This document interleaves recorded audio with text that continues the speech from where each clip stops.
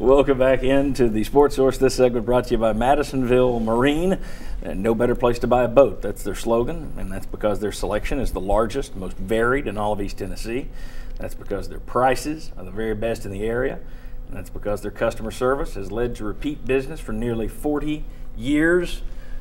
Any way you slice it, you can't beat Madisonville Marine. There is no better place to buy a boat. All right, back with Chuck, Mike, Bob, and Jimmy, talking all Tennessee football today.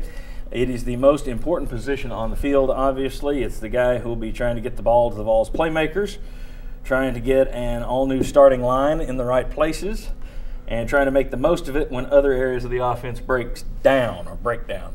Who should be Tennessee's starting quarterback game one against Utah State? To me, there's no doubt. I mean, to me, it almost has to be Justin Worley. Yeah. I mean, don't you think so? Wouldn't that be best for this football team? Yes. Well, we don't know what's going on in practice, but I would say based on his knowledge of the offense, and he's been in the system longer, I would think, yes, he probably would be the best choice. I'm going to agree. I think it'll be Worley when they start. I do too. Dobbs had a great spring game. He didn't have a great spring, and that was a concern. Now, would he play better under the lights? I don't know. We saw some glimpses of him last year, but I think Worley's got the better command of the offense. He knows one of the key things is with the new offensive line and with some new receivers, he knows where everybody needs to be lined up. He's ahead of Dobbs in that regard. But with a new offensive line, do you want a more mobile quarterback? He's going to have to dodge some people. I think what you'll see is Worley's going to start and play most of the way, but there'll be times when the offense bogs down and they'll go to Dobbs for a change of pace. And I think Justin Worley, from everything I'm hearing, what coaches are saying, has really matured into a leadership role too. He's been one of the guys that's been lining up the passing tree stuff that they do in the offseason, all that kind of stuff. Who will be the quarterback week 12? Will it still be Worley, or will there, last year it was kind of brought about by injuries, but will Dobbs be your quarterback by the end of the season? I think Nathan Peterman. I think if Worley stays healthy, he'll finish.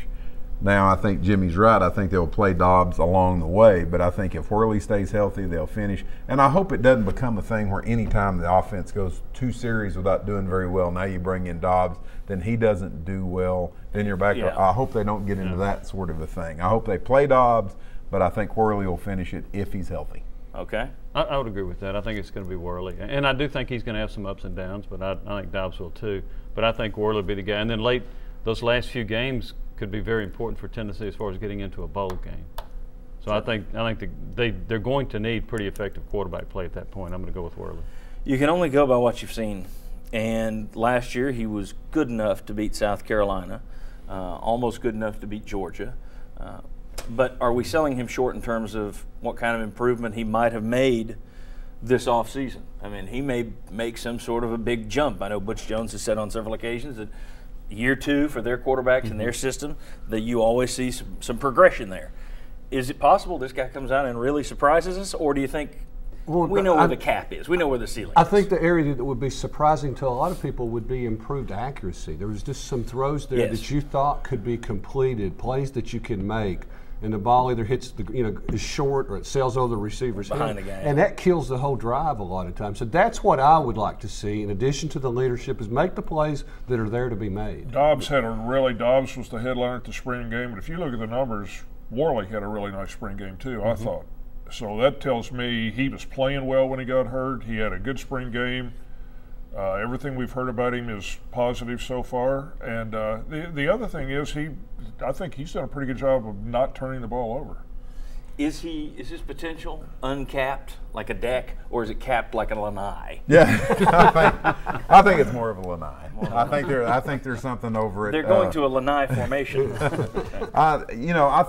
I think Worley's got more of an upside than we've seen. I think he's got quite a bit of upside, but I don't think his upside, it's not Peyton Manning-esque. I think it's more of he can go out and be a good, solid starter. And to go along with Chuck and the inaccuracy, I think sometimes it looks like his decisions are just about that much too slow, that he holds the ball a little long, and a guy that's open is no longer as open as he was when he does throw it. But I think he's got an upside, but it's not unlimited. We talked about that last season. He sometimes looked like he didn't trust his arm 100%. Or he didn't trust what he was seeing 100%. Right. So it's like, okay, I don't know if I really want to go there. And by the time he does, it's behind the guy. It's a little late. Yeah. I think a better receiving core will help him, and I think it will be a better receiving core. You hope the offensive line can give him time to find the receiving core. That's a good question. Yeah. Riley Ferguson, you reported some news on this week. This is interesting stuff. Yeah, I went to the website at Charlotte to find out about Ferguson, and Riley Ferguson was not on the roster, neither was his brother Zach. So I communicated with their sports information director, and he said Riley Ferguson's not on the roster, neither is Zach. The dad told Josh Ward through communications, and I say that because that could have been email or Twitter. I don't know how they. Anyway, the dad said that it was smoke signal. That it would be that Riley was looking at trying to enroll in the second semester at Charlotte. I was not led to believe that was an option. I'm not going to say it's not an option, but right now Ferguson's working and he's not in school, and neither is his brother. If his brother's not at Charlotte, I'm not so sure either one of them are going to be back at Charlotte. And the folks at Charlotte didn't really give you they didn't really give you the impression that it was that he would be welcome there. They did not give me that impression, but we'll see. Interesting. Kind of might explain a bit more of what we heard when he departed from Tennessee. Mm-hmm. All right. When we come back, all the turnover on the offensive and defensive lines. Have we overstated that issue, or is it still understated?